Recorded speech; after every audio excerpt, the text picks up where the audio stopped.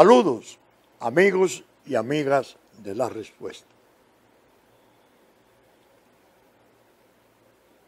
En una oportunidad, un prócer nacional dijo: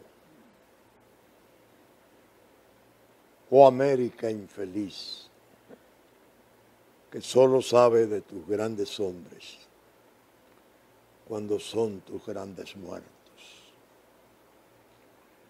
En la semana entregamos a la tierra a Lupo Hernández Rueda. Las manifestaciones de apoyo y solidaridad a su familia, el duelo, realmente resultaron impresionantes. Un gran dominicano, abogado formidable, tratadista, quien llegara a escribir un texto que ya es un clásico entre nosotros sobre la cuestión laboral, porque se especializó en ese campo en forma sorprendente. Murió. Y todos los que asistimos, tanto a su velatorio como a su enterramiento, compartíamos el pesar y evocábamos lo que fuera Lupo Hernández Rueda. A mí particularmente me afectó su pérdida, porque en el año de 1946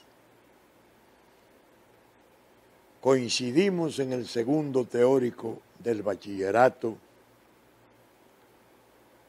y desde entonces hasta hacernos abogados fuimos compañeros de estudio inseparables. Es decir, que he sido un testigo de excepción de su calidad humana, de su modestia, de su rectitud, de su bonomía y muy especialmente de su talento y el fino espíritu, tanto en la vertiente del profesional como en la más hermosa y delicada del poeta. La República Dominicana perdió a uno de sus hijos fundamentales, que fue guía espiritual y de muchos modos de generaciones. Lupo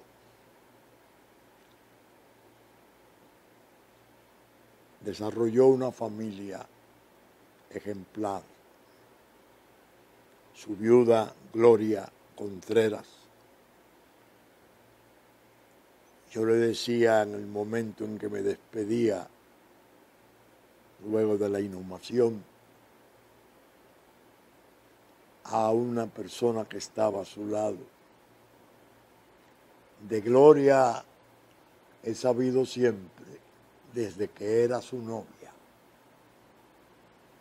Y así se mantuvo esa unidad familiar y nacieron los hijos y los nietos, Gloria María, Carlos y todos los, Alfonso, todos los demás que estaban allí llorosos, pero exhortados por todos a sentirse orgullosos de haber tenido un cabeza de familia, un padre de familia, como Lupo Hernández Rueda. Realmente estuve tentado a hablar en su tumba, pero hablaron los hijos, habló la Academia de la Lengua, y preferí dejarlo para la respuesta, porque así mi testimonio acerca de ese gran dominicano se iba a difundir más, iba a llegar más lejos, como debía llegar. Paz y descanso a su alma, paz a sus restos. Lupo Hernández Rueda, un modelo formidable del ciudadano, del dominicano integral.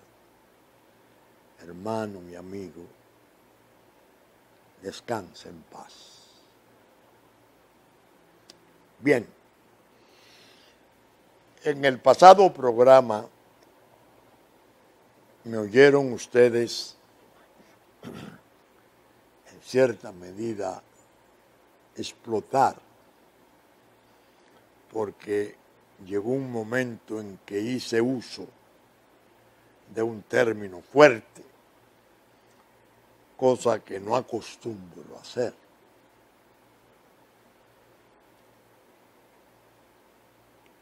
Me excusé y dije, primera vez en 29 años de la respuesta, que me descompongo hasta llegar al término fuerte de protesta, que no hay por qué repetirlo. Durante la semana comprobé que mi excusa resultaba válida por educación, por las razones del trato de las personas y el buen decir, pero que en el fondo la cantidad de gente que se me acercó para aprobar el término fuerte, para decirme, se quedó corto. Debió de decirlo 3 veces. Esa reacción tan fluida y tan densa la pude comprobar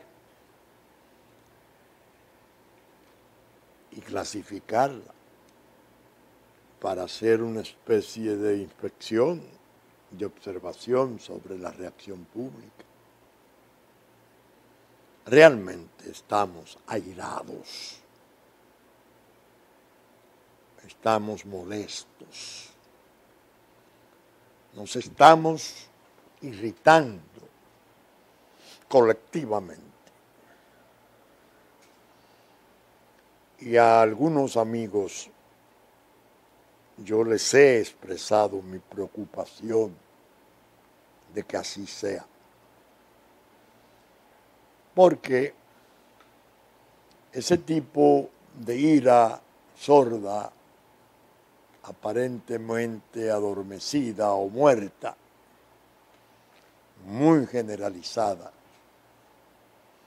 por múltiples razones y motivos, muchas veces en la historia ha servido de base para desencadenar reacciones explosivas, reacciones incoercibles que no son deseables en una sociedad. Nos estamos enconando con las cosas que se vienen produciendo. Y yo trataba en el programa un tema muy sensitivo, que era el tema de la soberanía y de la integridad territorial. Hice uso de una versión dada por la prensa seria,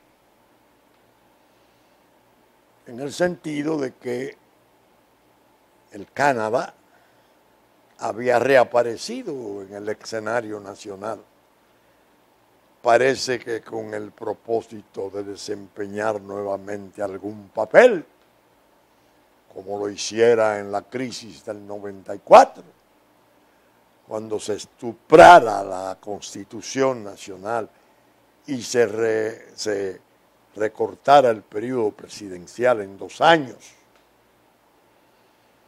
El embajador de Canadá de entonces fue clave, decisivo, en la dirección de aquel oprobio. Un presidente anciano y ciego, pero que había ganado realmente las elecciones. La firma Gallup, que entonces no tenía el grado de debilidad y sospecha que después se ha derramado, pero es Gallup, había dado que tenía un mes antes de las elecciones 1 punto por encima de un candidato espectacular de la oposición, como lo era el doctor José Francisco Peña Gómez.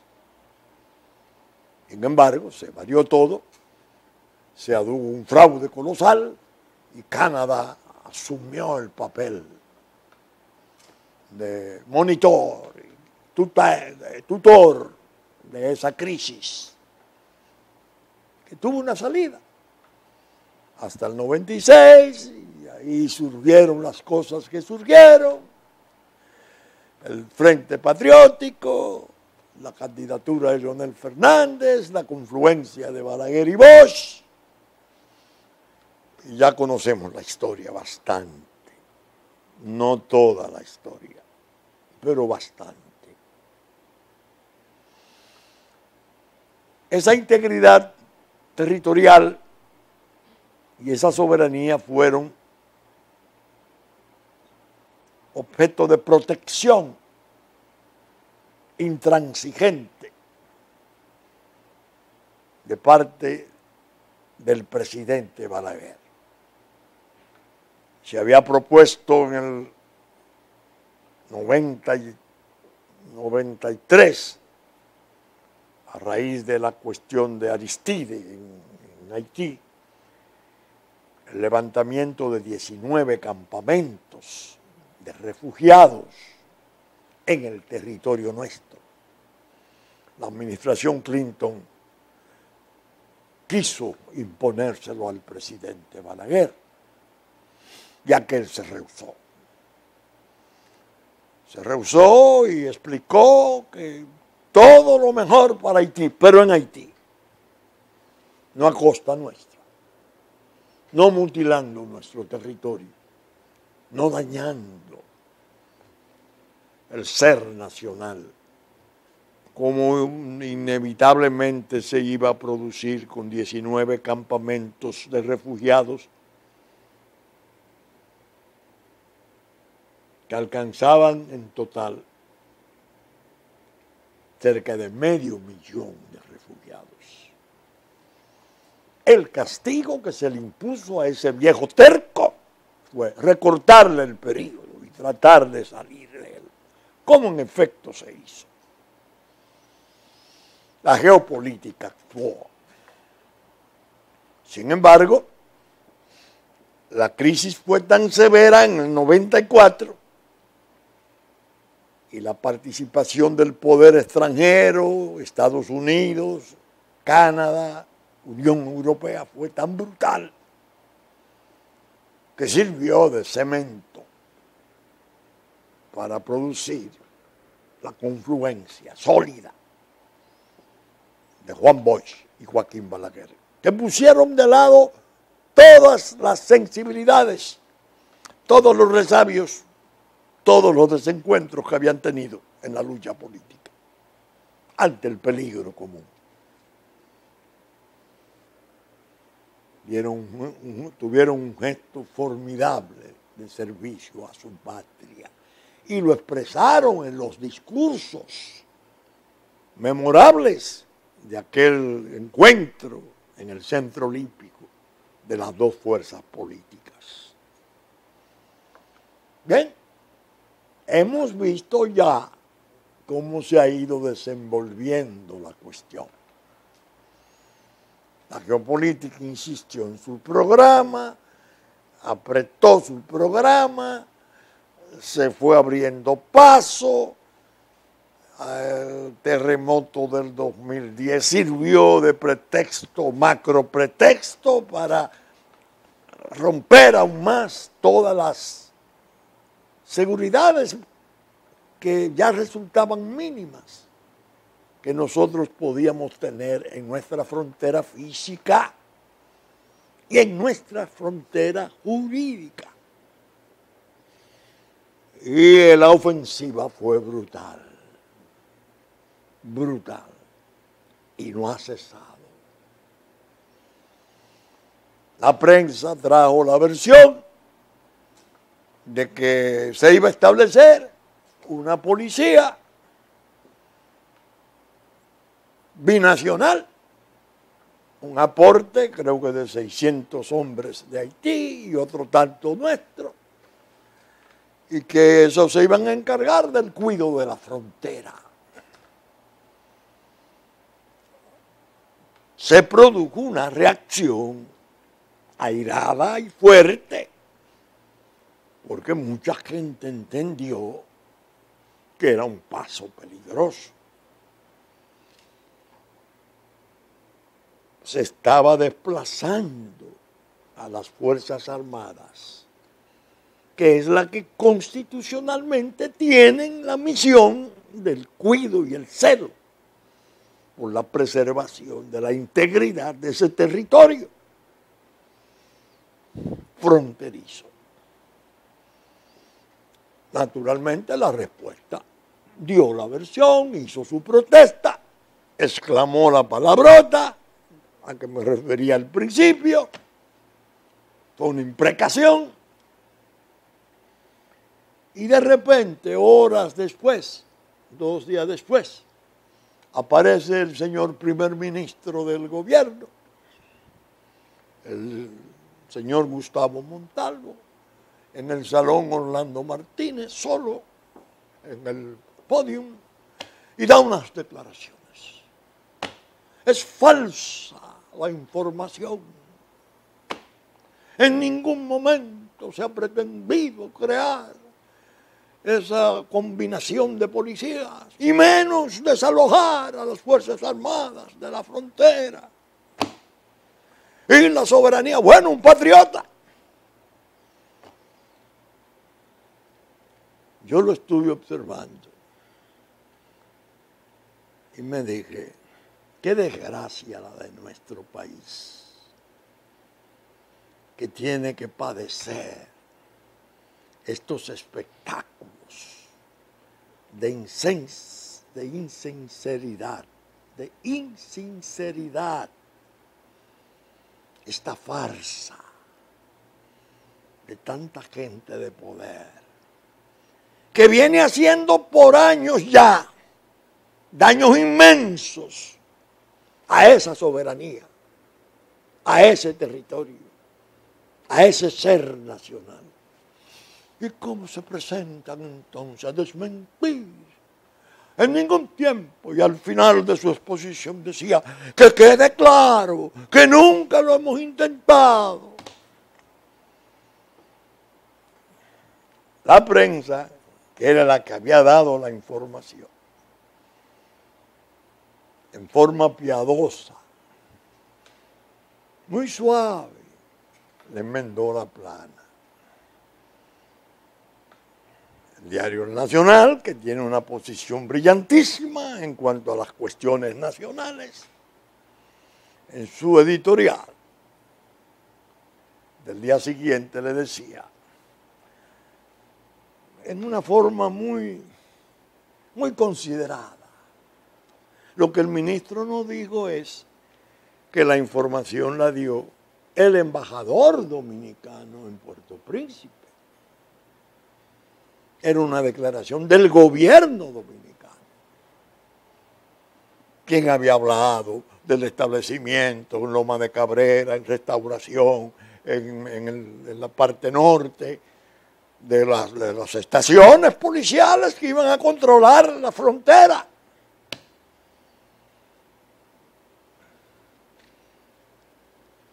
En esas condiciones yo dije, búsquenme documentos de precedentes, porque me gusta examinar los precedentes, ver y apreciar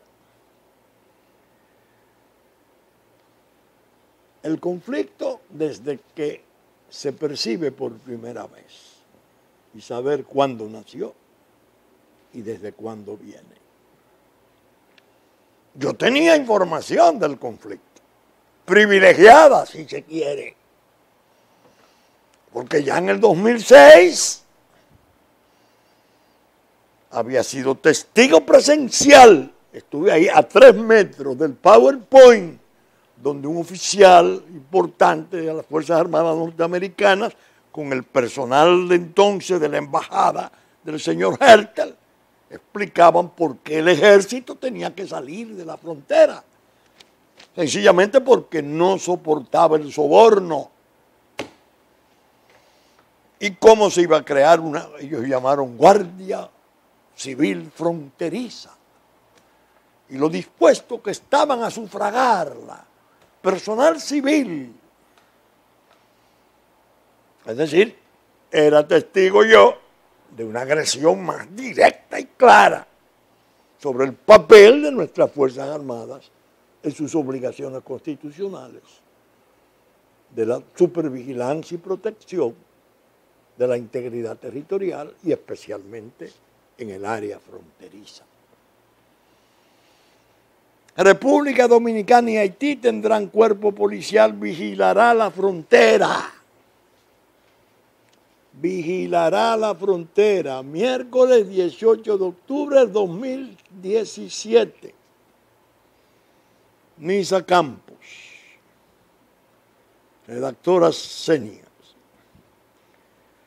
Las policías de Haití y República Dominicana, junto a la Organización de las Naciones Unidas, trabajan en la conformación de un cuerpo policial fronterizo que se encargará de la seguridad y vigilancia de la línea divisoria. La iniciativa, que cuenta con la cooperación del gobierno de Canadá, busca combatir y prevenir el crimen organizado, conforme reveló el embajador dominicano en Haití, Alberto Despradel. Y ahí describen cómo se van a establecer en los distintos puntos de la frontera. Frente a esa situación, que tenía antecedentes, porque esto fue en octubre 18, eso fue hace días, pero había ya una visita previa que había hecho un señor de Naciones Unidas, anunciando en reuniones que sostuviera aquí que al retirarse MINUSTAH, ellos estaban en Naciones Unidas muy preocupados por lo que podría sobrevenir y que era necesario organizar fuerzas comunes de resistencia, especialmente relativas al crimen, tratando de disimular la profundidad y naturaleza del atropello a nuestra soberanía y a nuestro territorio.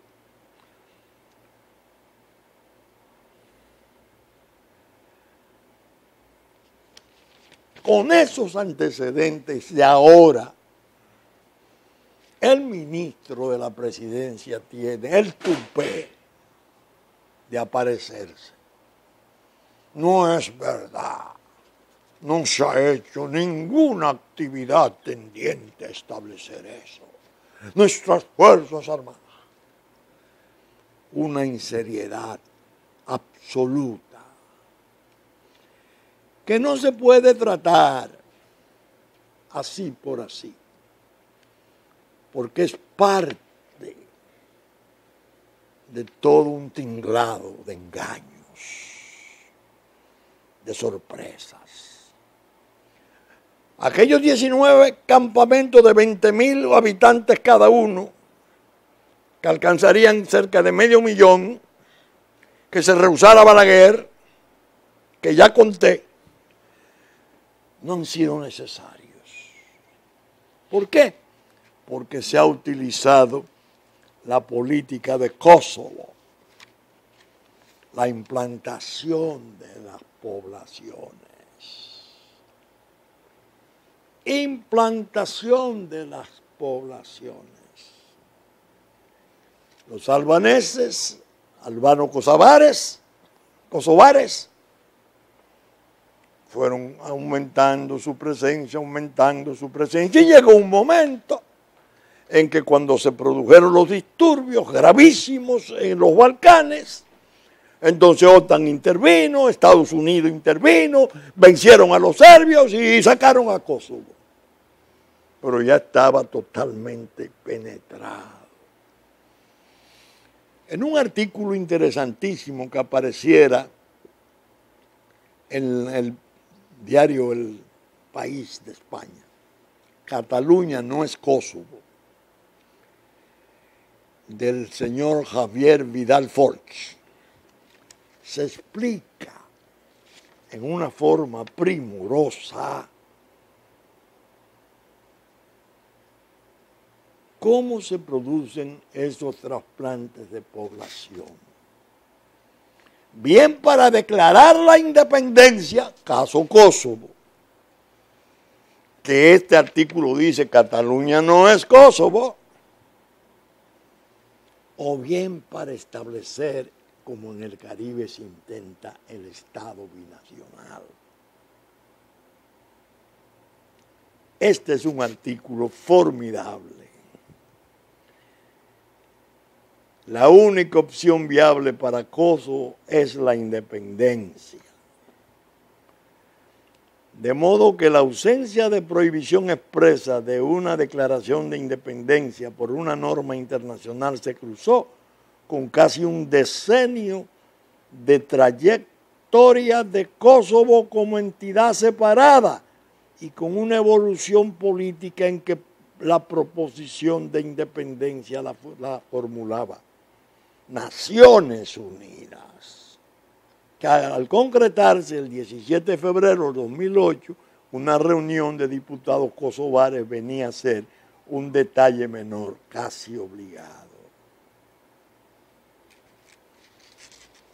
Eso es lo que se ha estado cocinando aquí. Ese es un patrón. El patrón Kosovo, que no quiero afirmarlo, porque sería un exceso de mi parte, pero hay funcionarios dominicanos muy importantes que en su currículum, que figuraba en el internet, llegó a figurar en un momento servicio 6 meses en Kosovo como funcionario de la Agencia Internacional de Desarrollo, de la USAID. Después desapareció la versión, según testimonios muy válidos que me han dado. Kosovo, Haití, derrámenlo, métanle vientre, ilegales, las mujeres a parir, ocupen sus hospitales, ocupen sus escuelas, desarrollen programas de más aulas, aunque se olviden de la calidad de la enseñanza, mientras peor sea mejor. Y cuando estén saturados y tengamos ya 1 millón, el doble de los campamentos que se rehusara Balaguer, entonces parizón, por Dios, la identidad falsa que sirva para la participación en los procesos públicos de poder. Y de ahí viene el ataque y la posibilidad de las convenciones abiertas. El ciudadano va a votar, no importa el partido que sea, no importa las reglas internas que éste tenga, no importa lo que la Constitución diga en cuanto a los partidos y su democracia interna. No. Juan Castro, Luis Pérez, nombres inventados, va a ser elecciones abiertas. Y alcanzamos la posibilidad de decidir y obstruir la elección de los poderes en todos los niveles. Eso es lo que está de camino. Eso es lo que está activo. Y pienso que es parte de la ira social, porque la gente lo ha ido percibiendo, la gente se ha ido dando cuenta que hay una trama. ONU propone a República Dominicana un programa para proteger la frontera. Diario Libre.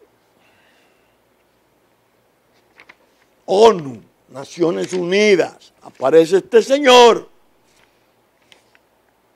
Estamos preocupados. Entonces hay que cortar ese flujo que va a intentar también a través de la frontera de Haití y República Dominicana, y eso hay que cerrarlo.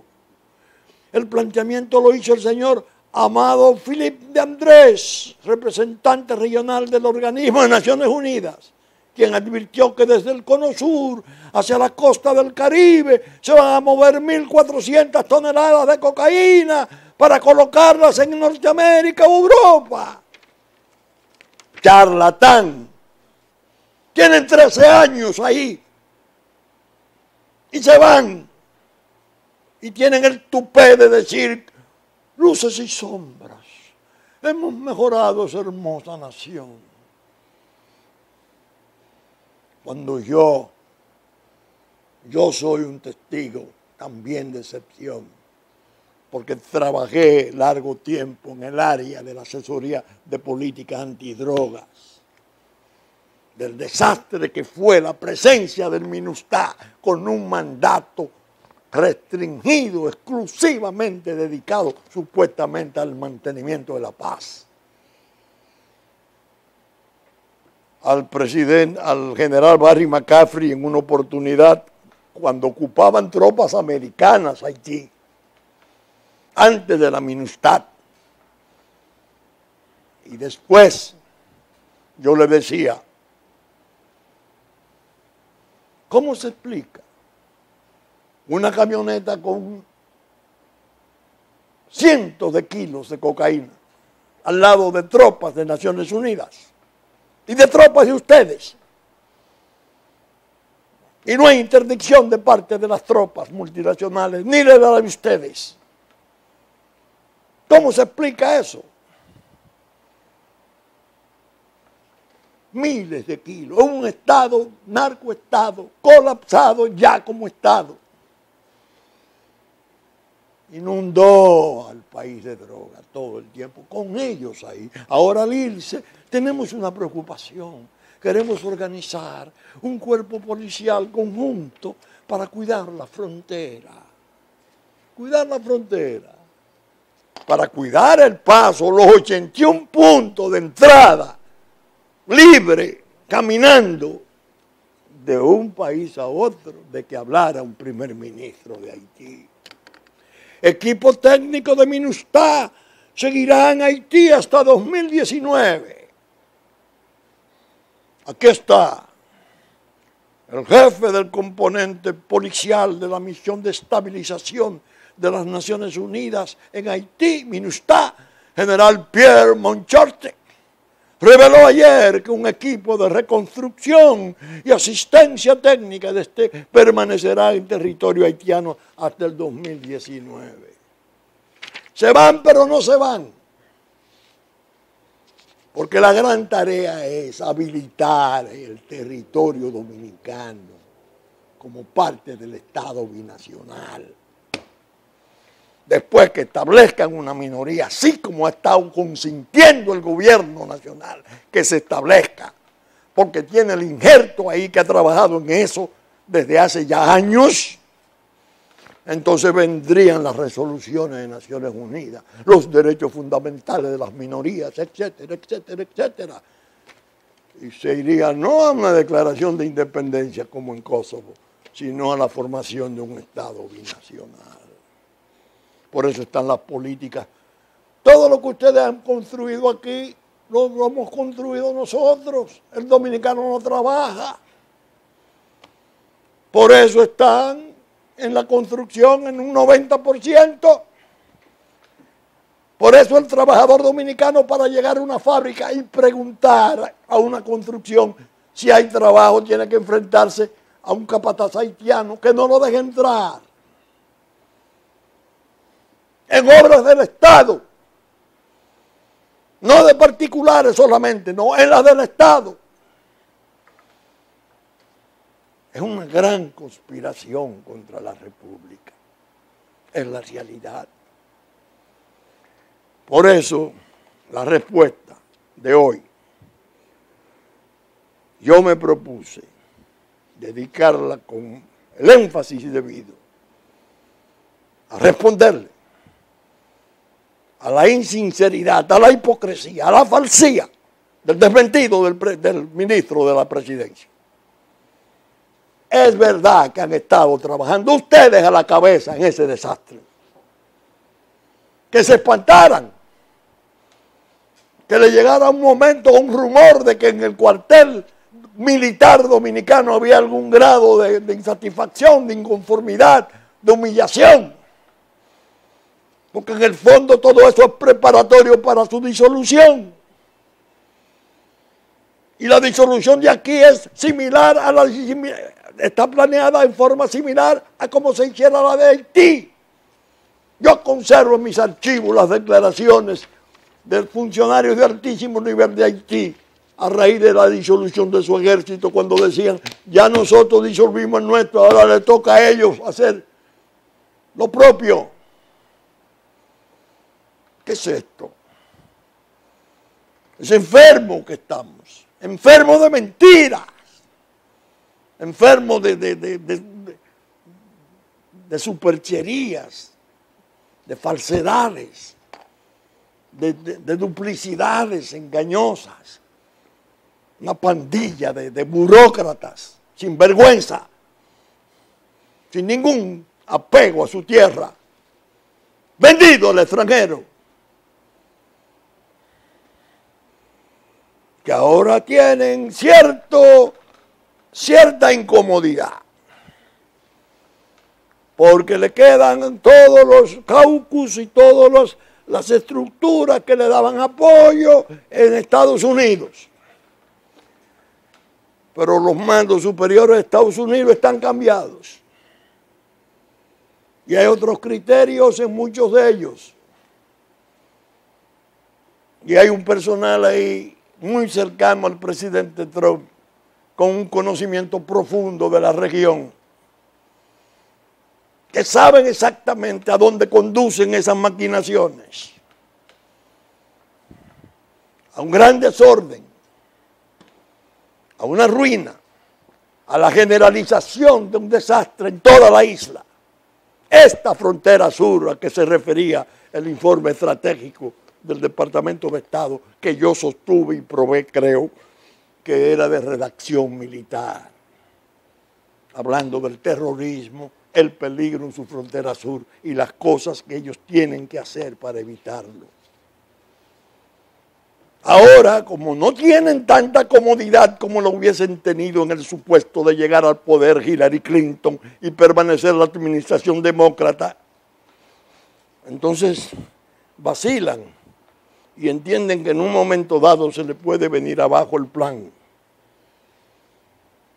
El presidente Trump mismo, al referirse a Naciones Unidas, lo ha hecho con dureza, merecida. Un grupo de bebecafé, le digo en un momento, que viven inventando diabluras y maldades. A la propia USAID le dijo que se dediquen a su trabajo de trabajar por el desarrollo de los pueblos, que dejen de estar inventándose fórmulas, haciendo gobiernos y destruyendo estados. Lo dijo.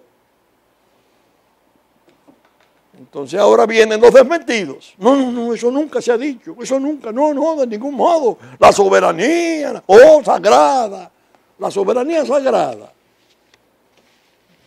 La soberanía de la parte de la gente que para calificarla se citó a Mandela ese héroe mundial de la libertad y de la igualdad racial, para censurarla a esta nación como racista, supremacista. Señores, el asunto es cada día más complicado y cada día más grave. Como les decía, yo atiendo mucho hacia atrás.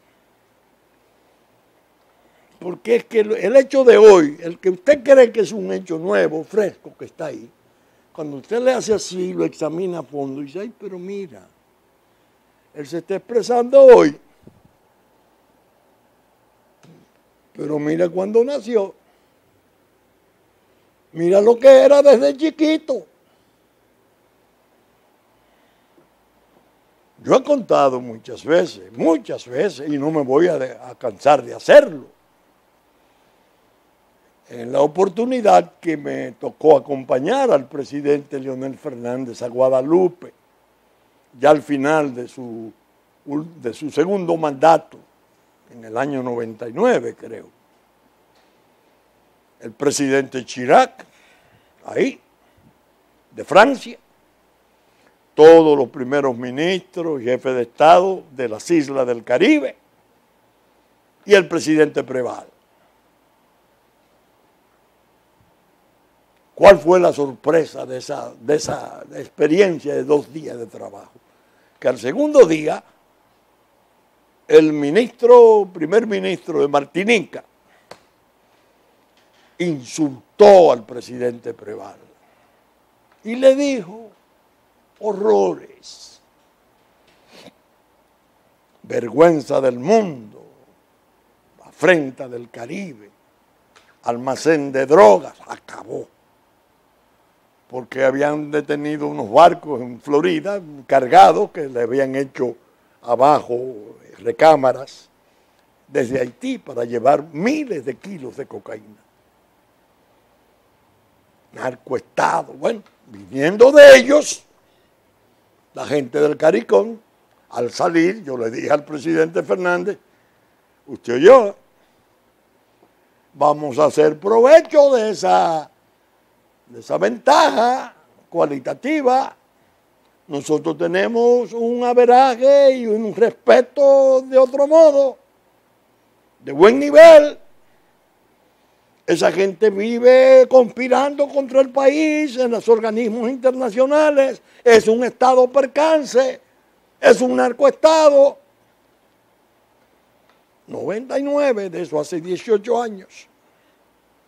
Miren la felonía, como salen ellos ahora, después de 13 años de permanencia allí, de fracaso absoluto, porque eso ha sido un caos permanente.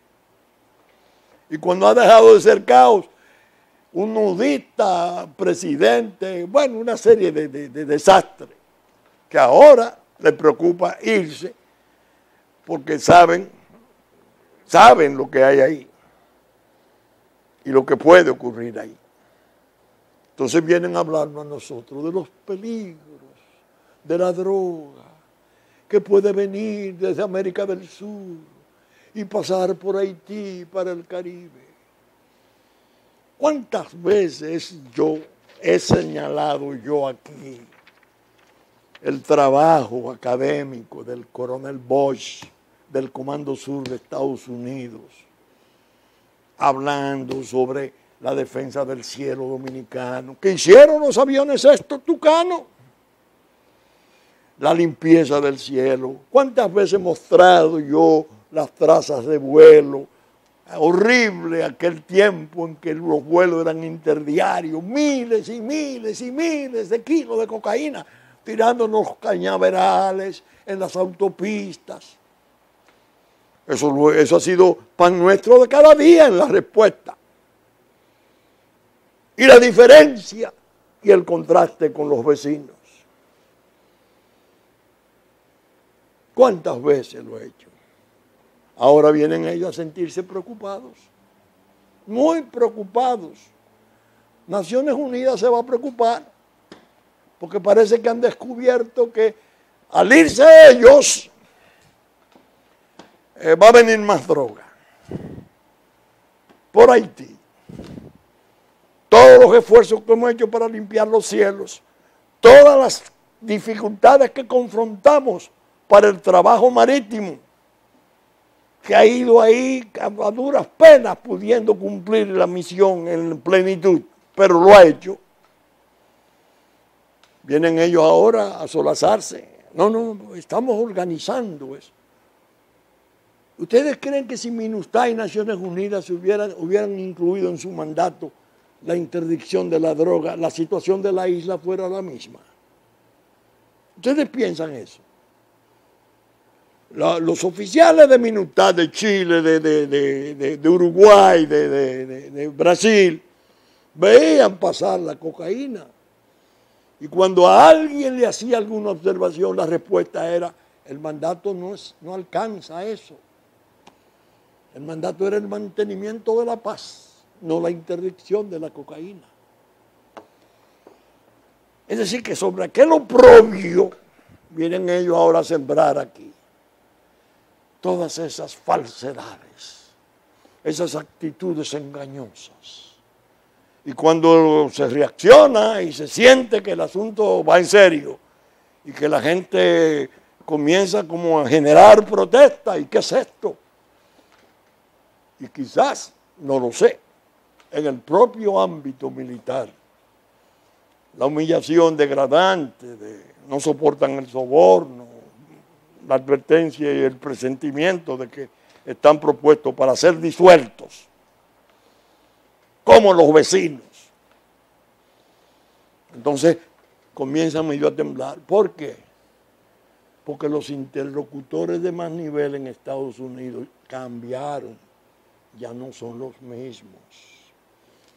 Al general John Kelly no se le puede ir a hacer religión sobre la droga en el Caribe. No se le puede ir allá con farfullerías burocráticas y una serie de términos y de posiciones retóricas vacuas.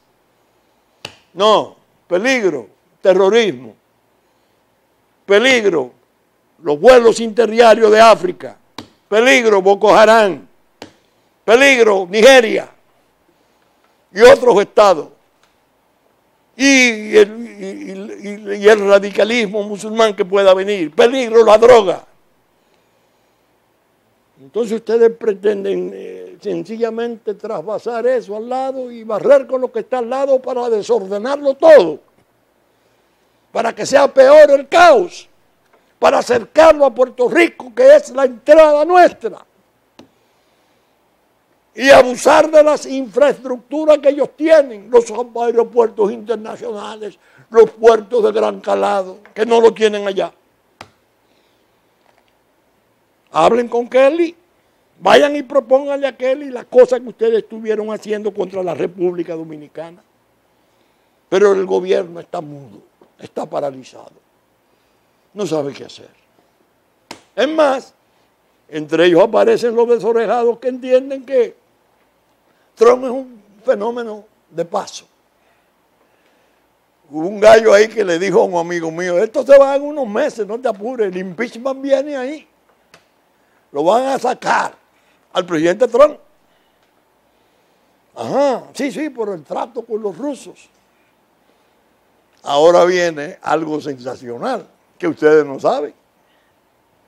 Yo no lo sabía, porque en la prensa, ni en el Telégrafo de Ecuador, ni en el Comercio de Perú, ni en el Espectador de Colombia, ni en el Universal de Caracas, en ninguno de los periódicos en español ha salido nada. Y hay un escándalo formidable en Estados Unidos con la venta del uranio.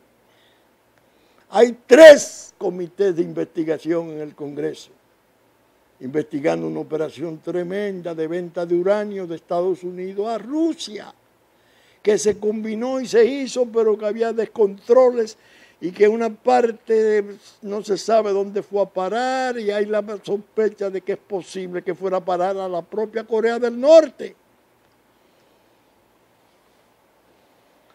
Allá hay una revolución,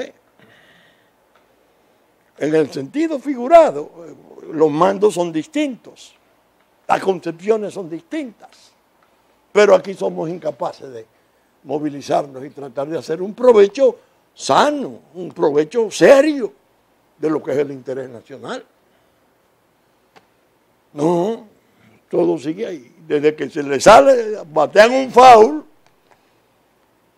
vienen los policías haitianos y dominicanos a cuidar la frontera. Ajá. No, eso no se ha propuesto nunca. Nadie ha hablado de eso nunca. Mírenlo ahí, con antecedentes y tratados y esas cosas. Ah, intercambio de información. No, hombre, el intercambio de información policial es mundial. Esto es frontera. Para eso es que está el ejército. O van a insistir en que el ejército no puede. Le van a pegar al ejército, como hicieron con el haitiano. Tenía una oficialidad magnífica en principio hace muchos años, formada en Saint-Cyr, en la Academia Militar de Francia. Y terminaron con un coronel Jean Paul Cros, que pagó 6 meses los sueldos del ejército de Haití, porque era la droga la que lo estaba pagando. No hay que dudar que terminen por incriminar al nuestro. No solo el soborno, no pueden con la droga. Deben de ir policías mixtos y Canadá. Y cuando se dice eso es falso, ¿quién dijo que eso es falso? Eso es cierto. Falso es el desmentido de ustedes, que no son capaces de hacer un reconocimiento, ni una autocrítica menos, de todo el desorden que han establecido y los peligros que han expuesto a la identidad nacional, a la nacionalidad, dando consentimiento al horror de esta invasión, de esta suplantación tipo Kosovo que se ha venido implantando. Ahora van a dar los carnets de frontera, ya comienzan a documentar, y de ahí la cédula, y de ahí la votación, y las convenciones, y los poderes públicos. Y ya tenemos 1 millón de votos ahí cautivos. No me importan los partidos. ¿Ustedes creen que esto no está para tirar otra vez la palabrota y adornarla de otra peor?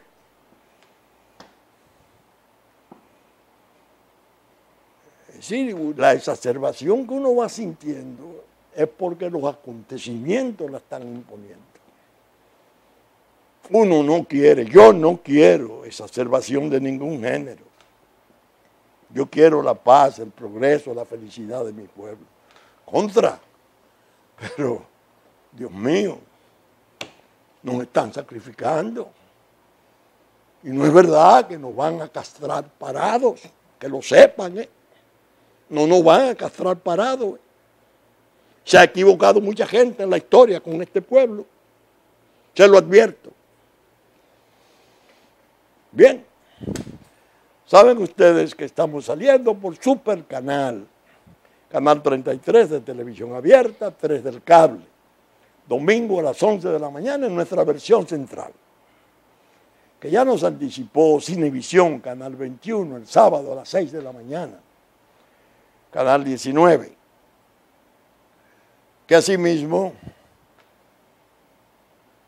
Musavisión de Puerto Plata, TV Plata, de 10 a 12 del mediodía de domingo, canales 3 y 10. Telefuturo, canal 23, después de la misa de San Antonio de Padua, a las 8 de la mañana. Teleimpacto, de domingo. Teleimpacto, domingo al mediodía, 12 del mediodía, 9 de la noche y 9 de la mañana de lunes. Telenor, 12 del mediodía, 6 de la tarde de domingo. TDI, Canal 51, 7 de la noche de domingo. Diario Horizonte de New York, que retransmite nuestros contenidos. Diario Digital Dominicano. Radiodifusión a cargo de Radio Real de la Vega, nuestra amiga de siempre, al mediodía de domingo. Hit 92 a las 9 de la mañana de domingo. Y los canales amigos de Constanza, Sabaneta, Montecristi, Higüey y Romana, que retransmiten en los tiempos pertinentes nuestro programa. Muchas gracias. Esperamos estar el próximo fin de semana con ustedes, con la gracia de Dios. Hasta entonces.